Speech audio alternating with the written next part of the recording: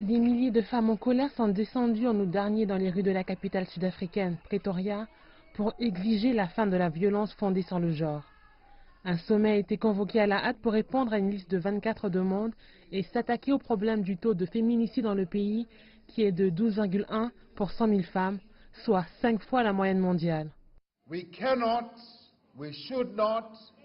ne pouvons pas et ne devons pas nous reposer tant que ces chiffres ne sont pas à zéro. Notre objectif actuel doit être de réduire ce nombre ou taux à zéro.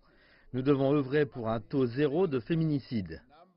Depuis lors, une déclaration nationale a été signée et un comité de pilotage a été créé pour relever les défis rencontrés par les femmes.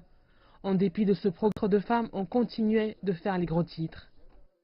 Nous partageons tous les jours des histoires de femmes qui ont été tuées et qui ont disparu. La situation s'empire. Je dis tout le temps que si ça n'est pas pris sérieusement, c'est comme si les femmes étaient en train de devenir une espèce menacée. Nous périssons lentement l'une après l'autre. Un tribunal chargé de juger les délits de violence sexuelle a été créé à Johannesburg pour accélérer le jugement de ce type d'affaires. Nous reconnaissons les efforts de notre présidente actuelle.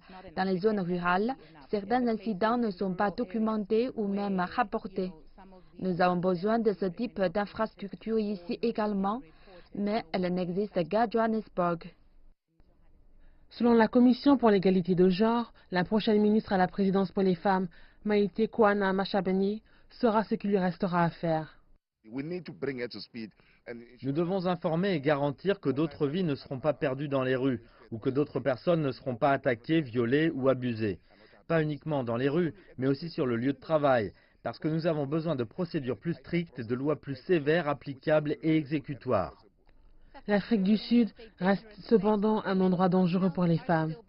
Les femmes sont tuées à un rythme alarmant, malgré l'engagement pris par le président Cyril Ramaphosa pour lutter contre le féminicide.